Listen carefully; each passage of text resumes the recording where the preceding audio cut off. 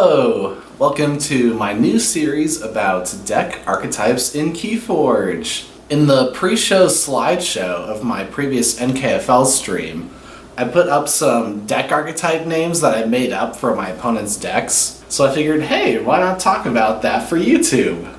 So this series won't really be entirely comprehensive because it's going to be based on my experiences in the NKFL and will be supplemental to my NKFL streams. So the first archetype I'm talking about is Board and Taxes. So this archetype is from Mass Mutation. This archetype is made from two main houses, that being Sanctum and Saurian. The board part of the name describes the fact that this deck likes to have a lot of creatures and a few artifacts in play, and it's characterized by not wanting to play complete board wipes so that it maintains its creature structure throughout the game.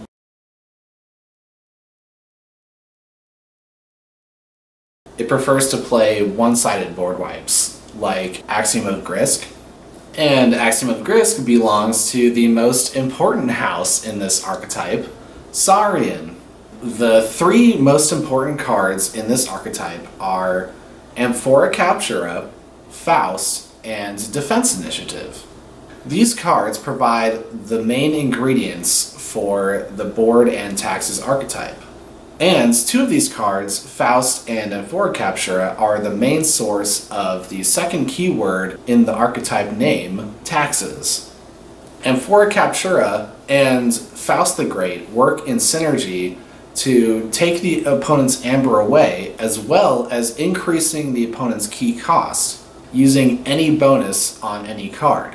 I include Defense Initiative as a key card in this archetype because it's one of the few ways in the set to ward many creatures at once, so it's a way of protecting your Faust and other important creatures like Praefectus Ludo from your opponent's board wipes. And thus it makes the archetype more viable because it's able to withstand all of the creature control in the meta. So multiple ways of warding your creatures is desirable. The second most important house in this archetype is Sanctum, because this is the other house in Mass Mutation with a lot of board presence, with large creatures with armor and taunt and warding, like with Amberheart. And Sanctum has a ton of tools that combine well with Faust the Great, like Commandeer or Bring Low, which is one of the few scaling amber control cards in the set.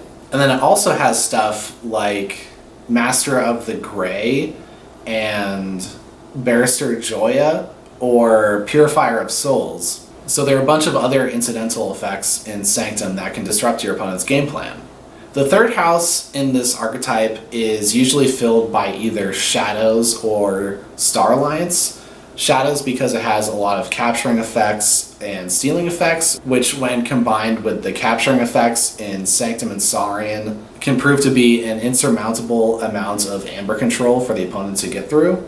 Star Alliance has Anthony, or it can just provide efficiency effects so that you can get to your creatures and artifacts more quickly.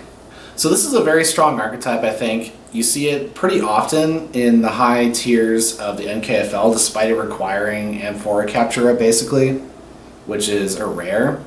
Just that one card is just so good.